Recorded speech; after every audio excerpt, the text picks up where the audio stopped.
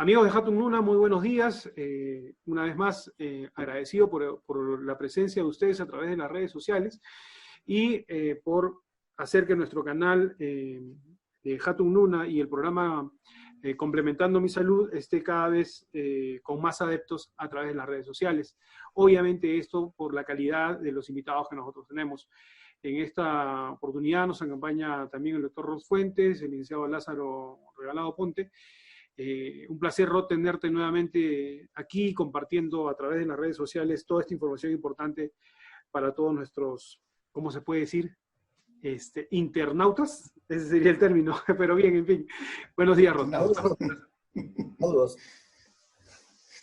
Gracias a ti, Javier, por esta invitación nuevamente y poder compartir información valiosa que puede ser de mucha utilidad para mucha gente el día de hoy, en estos momentos que estamos viviendo a nivel planetario. Ya hablamos de un planeta que está complicado.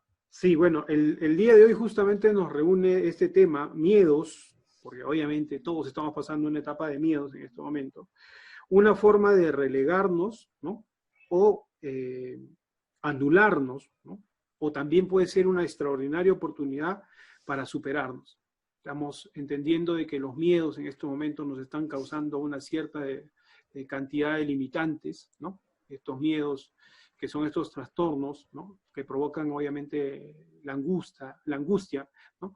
La presencia ante un peligro real o ante un peligro imaginario, ¿no? Esto obviamente nos puede derivar definitivamente a algunos trastornos de ansiedad, ¿no? Algunos trastornos generalizados que vamos a tocar el día de hoy. Pero también podemos enfocarnos, ya, si bien es cierto, nos podemos enfocar en el problema, nos podemos enfocar en las diferentes consecuencias del problema, pero ahora viene la otra contraparte que vamos a tener en esta entrevista, es qué hacer con estos miedos para podernos superar.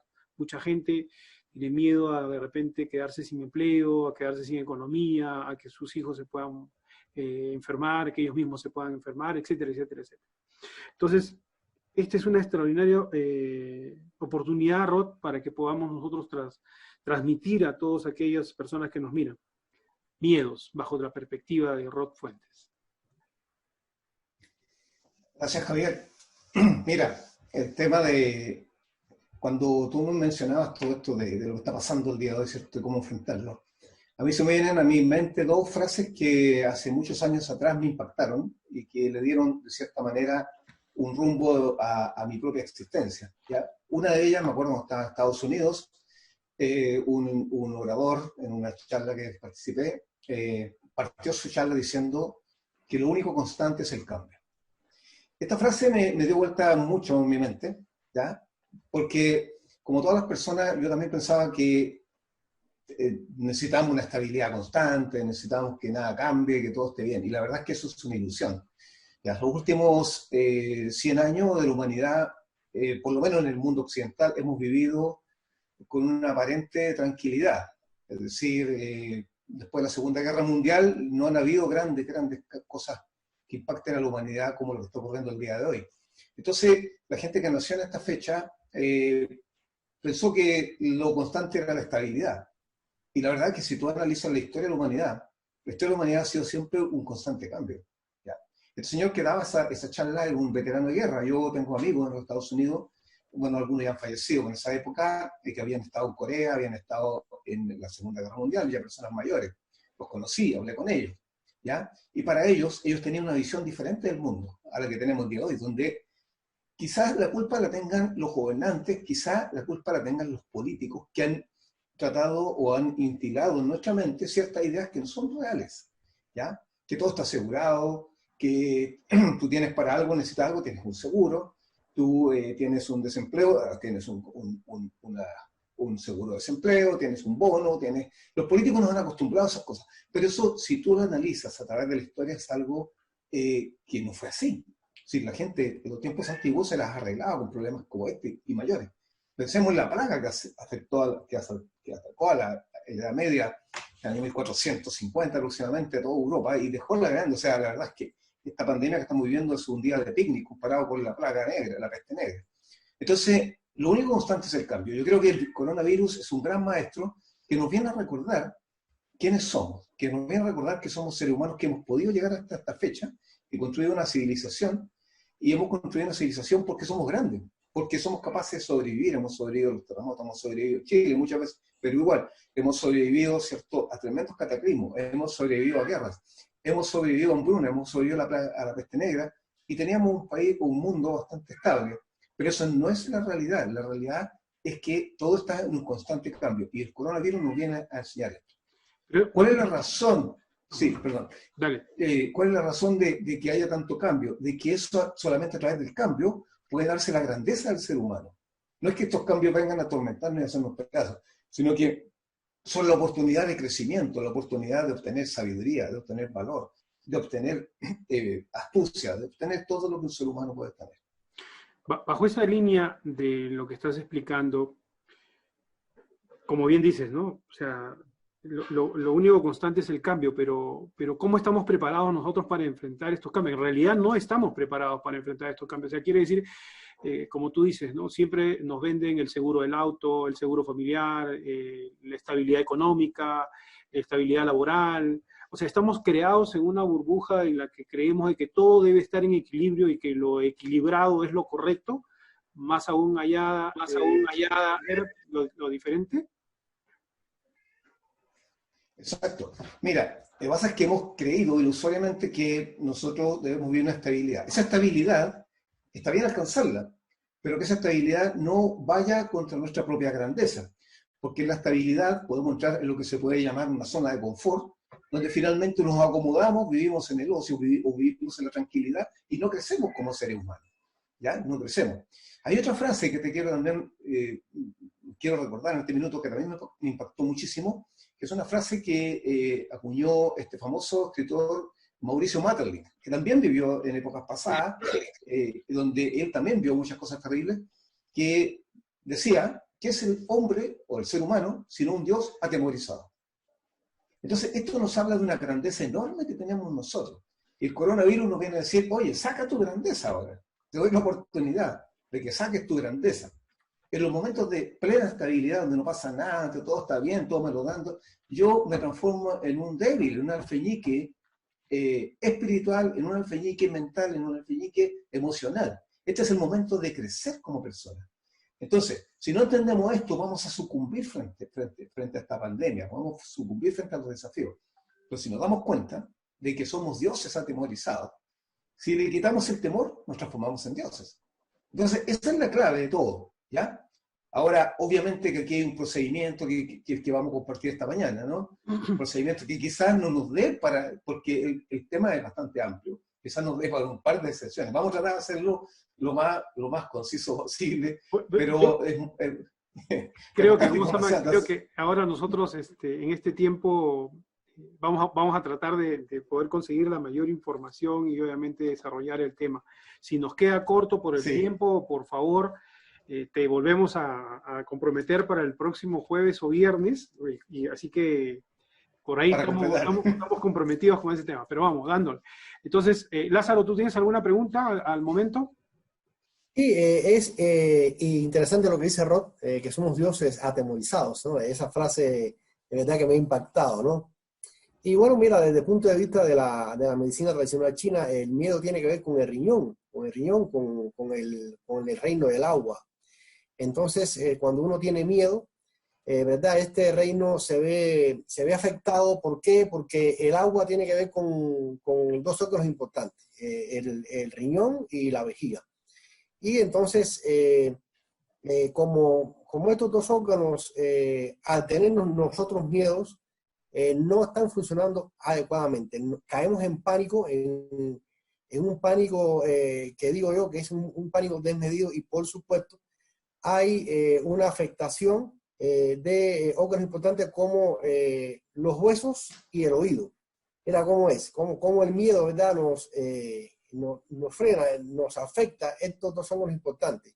Pero no solamente eso, sino también hay otros órganos importantes, como el corazón, que bueno, caemos también en pánico, y también suben los niveles de cortisol, y por supuesto caemos en un estado de deficiencia inmunológica.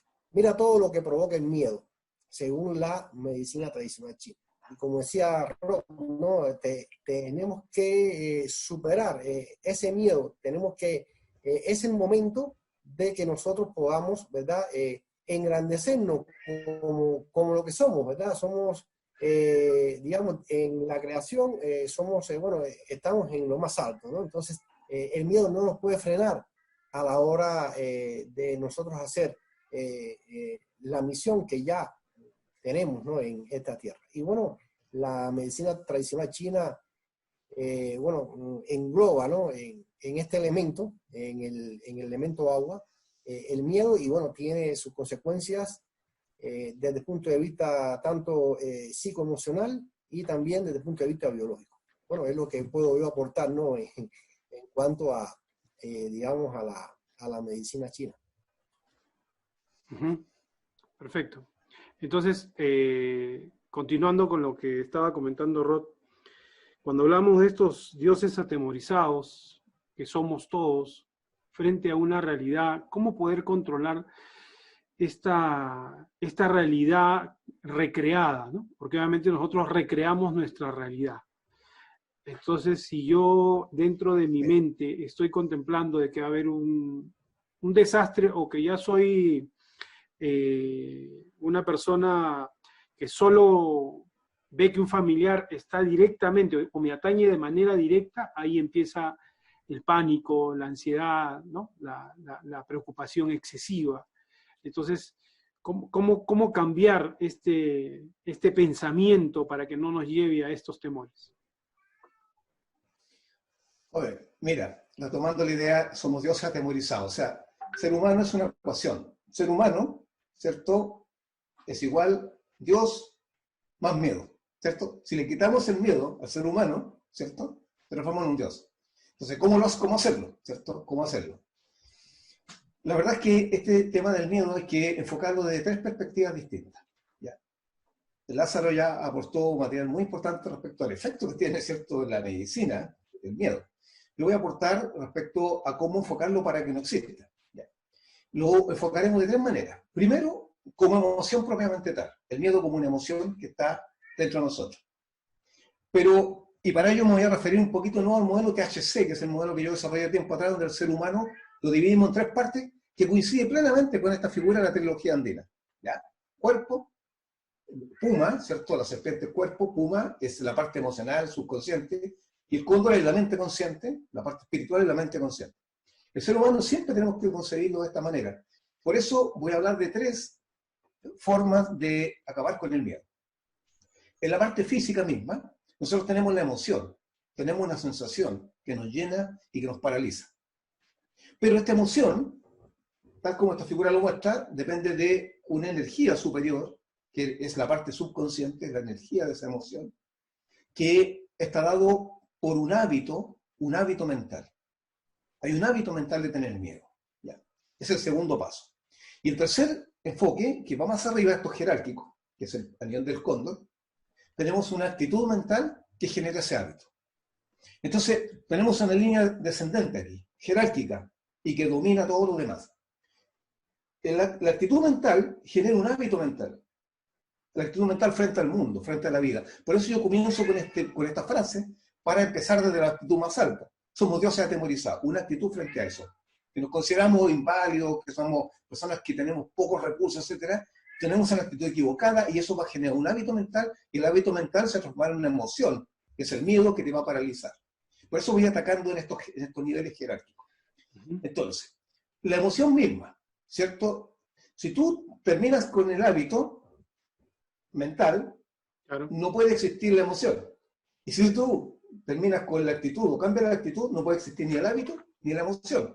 ¿Ya? Por eso te digo, quizás esto dé para un poco más que una sesión, no lo sé. Voy a tratar de abordar los tres aspectos. ¿Qué es lo más importante? La actitud mental. ¿Ya? Ayer, por ejemplo, yo en el campo, y alrededor mío hay un campo, en mi propiedad, donde yo cortaba una maleza que estaba creciendo, ¿cierto?, a un árbol. Dentro de un árbol, en la raíz, había una maleza, una zarza que estaba creciendo y tenía el árbol bien afligido. Me tuve que meter debajo del árbol con una tijera podadora a cortar. Y en ese momento pensé, cuando tú estás cambiando una actitud mental, lo que estás haciendo es ir directamente a la raíz a cortar la raíz. Si yo empiezo a cortar esta zarza que está enmarañando mi árbol, por arriba va a volver a crecer y va a volver a enmarañar mi árbol al cabo de un mes. ¿A dónde voy yo? Yo no voy a cortar las ramas, voy a cortar desde la raíz y me aseguro que esa zarza no moleste más mi árbol. La actitud mental, cuando tú cambias la actitud mental, se cambia de raíz el miedo. ¿Ya? De igual forma, yo puedo cortar las ramas y voy a tener un efecto positivo. ¿Ya? Si yo solamente trato la emoción, yo voy a tener un efecto positivo. Pero si yo trato de la actitud, voy a tener un efecto permanente y duradero. ¿Ya? Dentro de la cosmovisión, dentro de la cosmovisión andina ¿Cómo? y dentro de la cosmovisión andina y dentro de lo que tú estás comentando ahorita, quiere decir que la actitud mental sería el Hanan Pacha, el hábito sería el Kalpacha y la emoción sería el Ukupacha. Dentro de esa relación andina, de esa ¿no? Dentro de esa realidad. Tiene THC, mente, subconsciente y la parte física. Exacto, exacto. Bien. En el modelo THC. Entonces, Javier, mira, quiero comentar algo, Rod. Mira cómo lo interpretan los chinos. Aquí tenemos, no sé si ven este diagrama, es lo mismo que tú decías. Por ejemplo, esto significa el Wan. Son 3 líneas horizontales y una línea vertical. Entonces, el hombre piensa, ¿verdad? Piensa desde el punto de vista de la medicina china, puede pensar en, digamos, en toda la parte superior, piensa con los pensamientos superiores, ¿no?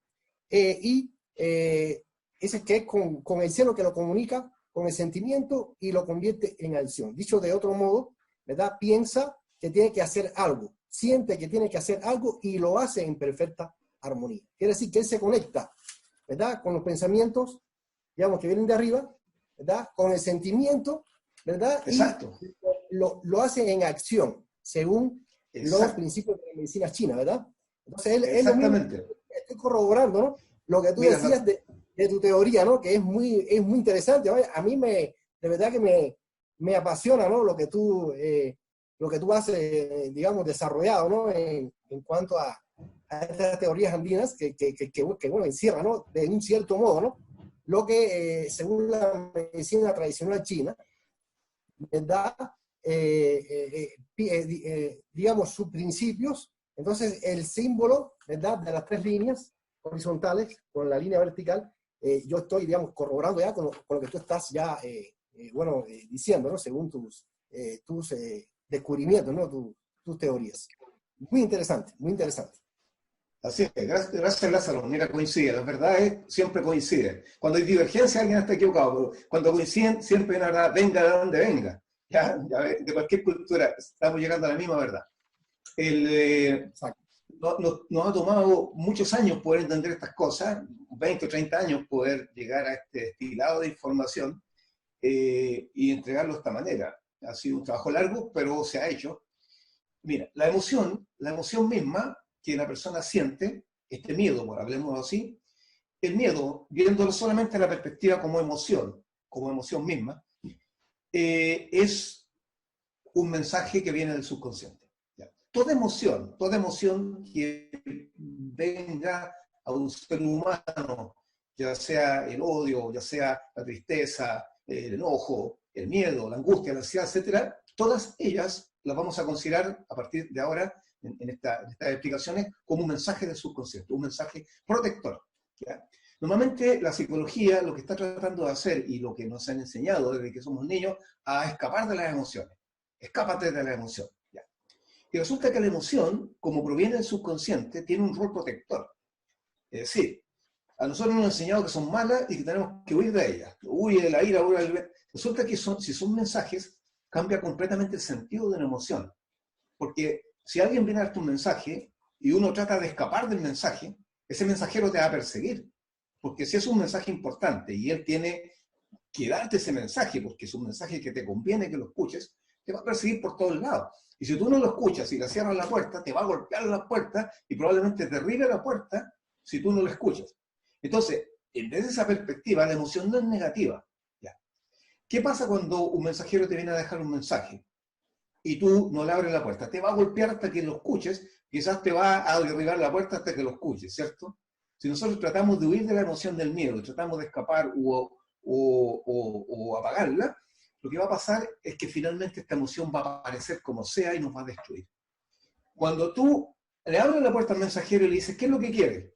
Un mensaje, entréguemelo. ¿Qué hace el mensajero? Se va. Entonces, la forma más efectiva de eliminar una emoción negativa es escucharla. ¿Ya?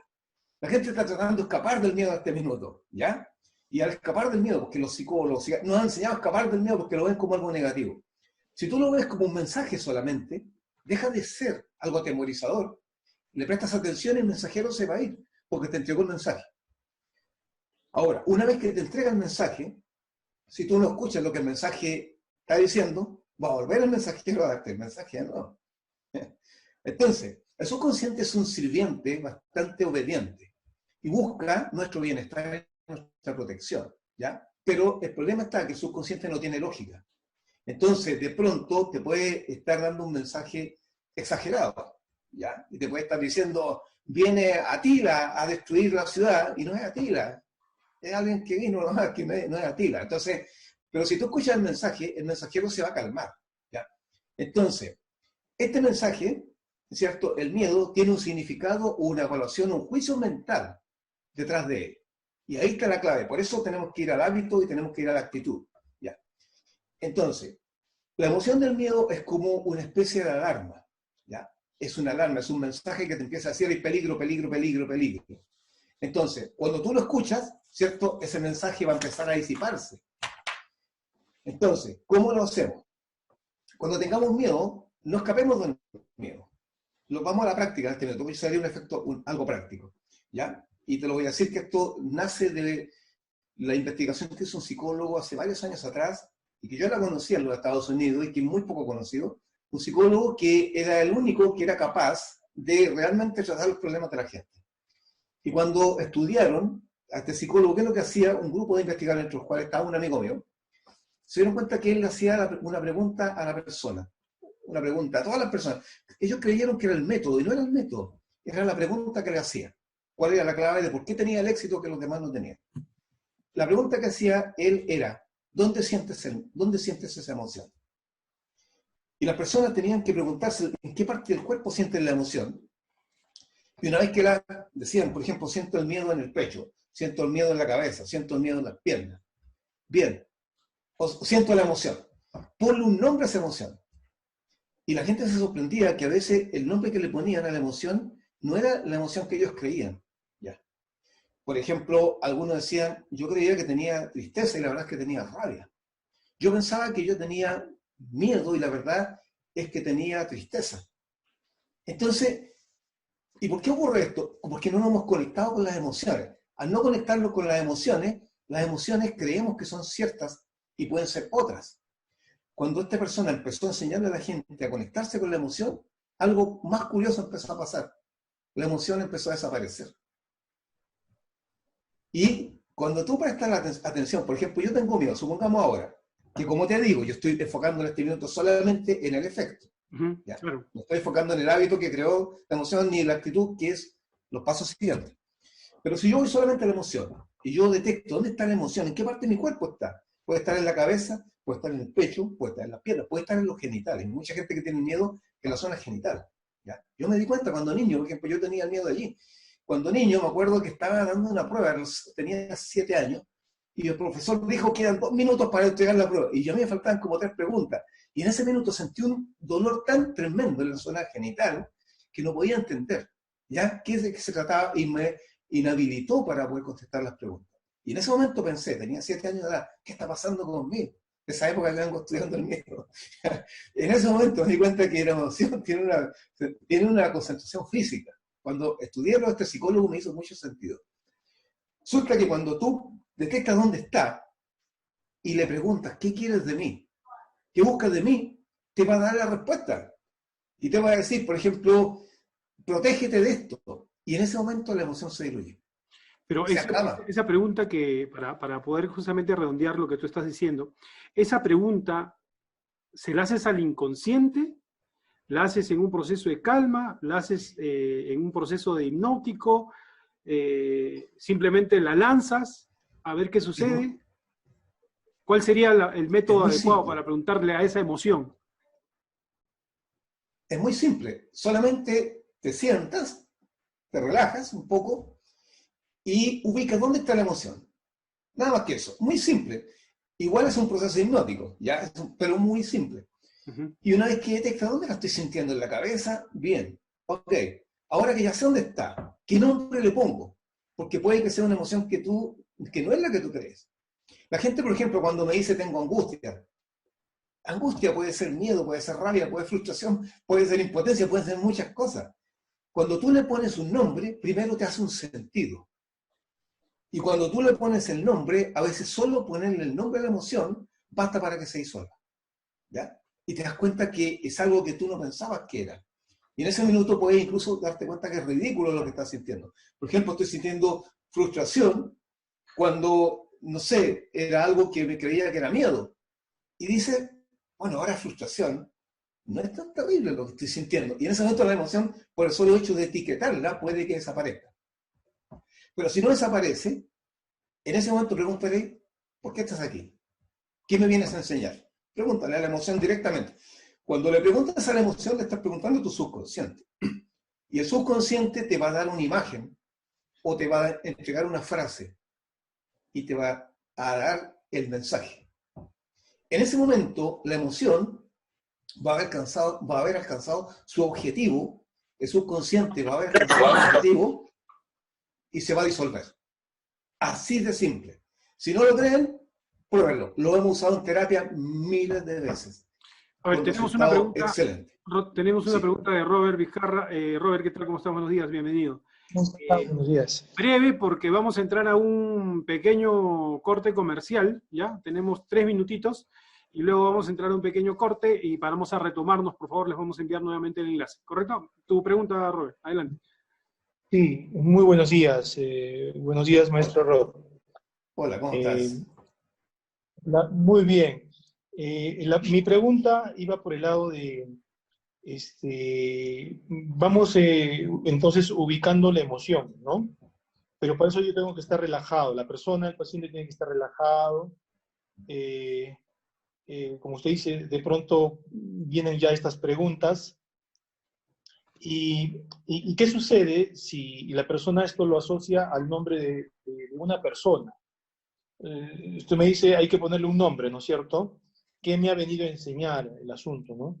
Entonces, Sí. de pronto, lo que siente es, ponle un nombre, y, no sé, pues, mi marido, ya está, mi marido. Entonces, Mi esposa. de pronto, al tema de ponerle nombres de emociones. Ahora, la segunda pregunta era también esta, y en esos momentos se tiene que trabajar con el sentimiento más que con la razón, con la lógica. Me refiero, cuando el subconsciente va a dar su información, es que a veces, muchas veces, porque eso lo hemos visto en algunos pacientes, les preguntamos y ellos tratan de como de armar una respuesta lógica, como que usar la mente o el pensamiento, quizás cuando lo que tiene que salir tiene que ser del corazón, o sea, me refiero más que una emoción, un sentimiento. Si nos puede precisar esa parte. Exactamente. Mira, cuando yo digo ponle un nombre a la emoción, estoy pidiendo que me dé el nombre de la emoción, no de la persona que está generando esa emoción, ¿ya? Tiene que ser claro respecto a una emoción, tienes que identificar una emoción. ¿Por qué lo hago? Porque muchas veces las personas confunden las emociones, porque nos han enseñado de niños a huir de las emociones.